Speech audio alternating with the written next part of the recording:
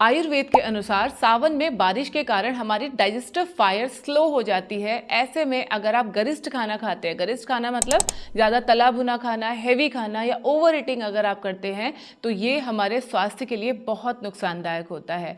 आज की अपनी इस वीडियो में मैं आपको डिटेल में बताऊंगी कि सावन के महीने में आपका डाइट प्लान किस तरीके का होना चाहिए। आज का जो डाइट प्लान है वो स्पेशली उन लोगों के लिए है जो कि सावन में व्रत करते हैं। बहुत सारे लोग ऐसे हैं जो सावन में पूरे महीने का व्रत रखते हैं, उनके लिए ये प्लान है।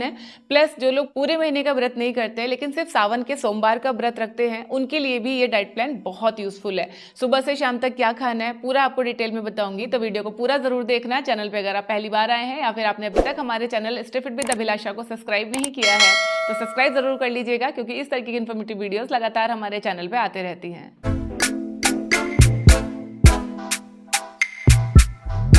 देखिए फ्रेंड्स, सावन का जो महीना होता है ना, जैसे हमें सबको पता है बारिश का टाइम होता है, तो ऐसे में मन तो करता है पकौड़े खाओ, चिप्स खाओ, फ्राइड कर करके चीज़ें खाओ या परोठे खाओ, लेकिन हमारा डाइजेस्टिव सिस्टम इस टाइम स्लो होता है। ऐसे में अगर आप ये चीज़ें खाओगे तो आपका वेट बहुत जल्दी बढ़ेगा, प्लस बीमारियां भी इस मौसम में ज़्यादा फैलती हैं। तो हमें इस चीज़ का भी ध्यान रखना है कि हमें ज़्यादा गरिष्ठ खाना नहीं खाना है।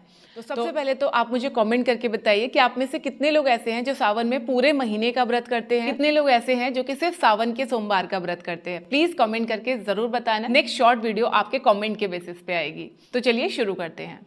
देखिए, सबसे पहले जब आप सुबह सो के उठ रहे हैं, जितने बजे भी आप सो के उठ रहे हैं, आप 5 बजे उठ रहे हैं, 6 बजे उठ रहे हैं, 7 बजे उठ रहे हैं, जब भी आप सो के उठ रहे हैं, सबसे पहले आप 2 गिलास गुनगुना पानी पीजिए। बहुत लोगों का ऐसा होता है कि वो पूजा पाठ करने से पहले पानी भी नहीं पीते हैं, बट देखिए अगर आप पानी पीते हैं तो ये आपके डाइजेशन के लिए अच्छा होता है, आपको बहुत तेज़ भूख नहीं लगती।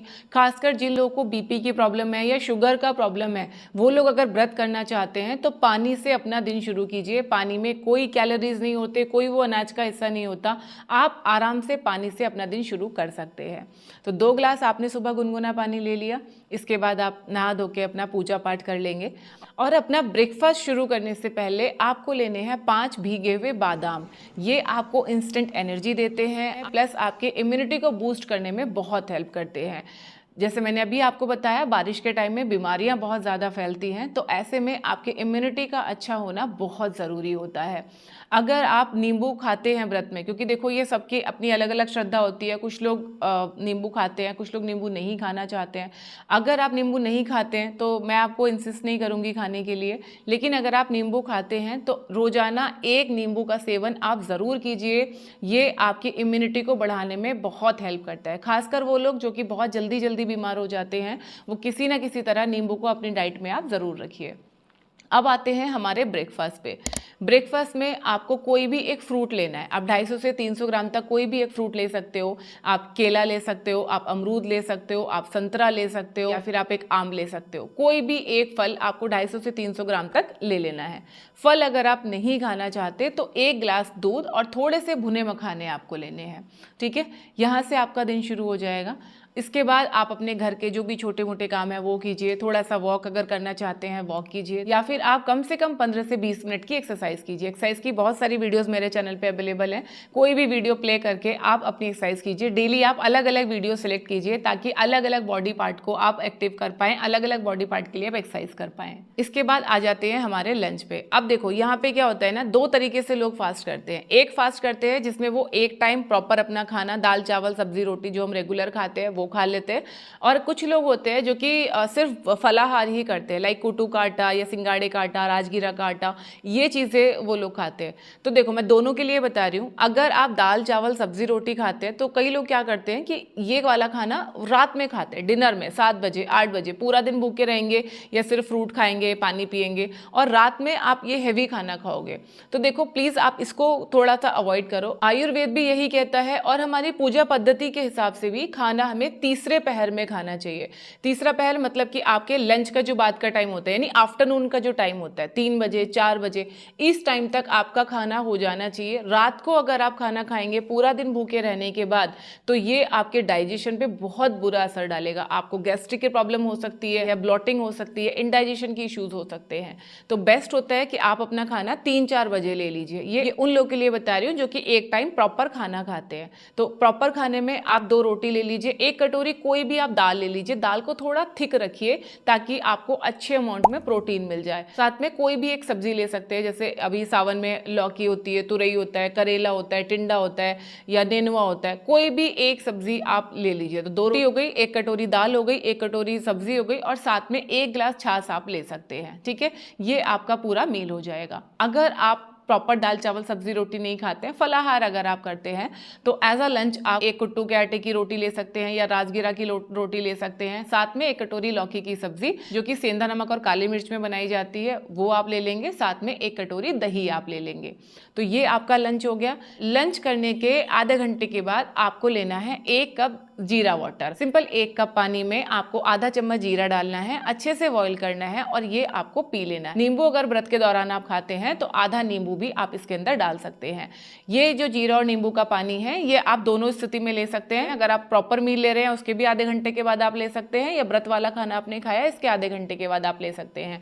ये आपके डाइजेशन के लिए बहुत अच्छा होता है। आपको गैस, ब्लॉटिंग, सर दर्द वाली जो दिक्कतें अक्सर व्रत में होती हैं वो आपको नहीं होंगी। ठीक है, अब आ जाते हैं इवनिंग में, यानी 3-4 बजे के आसपास। आपने लंच किया 1-1:30 बजे, उसके बाद 4-5 बजे के आसपास आप 2 खीरे ले सकते हैं या कोई भी एक फ्रूट ले सकते हैं। अगर सुबह में आपने दूध पिया है तो इस टाइम में आप फ्रूट ले लीजिए। सुबह अगर आपने फ्रूट खाया है तो इस टाइम में आप 1 खीरा और 1 गिलास छाछ ले सकते हैं। चीनी नहीं डालना है, हल्का नमक आप डाल सकते हैं या फिर बिना नमक का आप छाछ ले सकते हैं। देखो व्रत में क्या होता है ना, सबकी अलग अलग धारणाएं, अलग अलग विचार, अलग अलग रिचुअल्स होते हैं। कुछ लोग एक टाइम नमक खाते हैं, कुछ लोग एक टाइम मीठा खाना खाते हैं, कुछ लोग कितनी भी बार नमक खा लेते हैं लेकिन सेंधा नमक ही खाते हैं।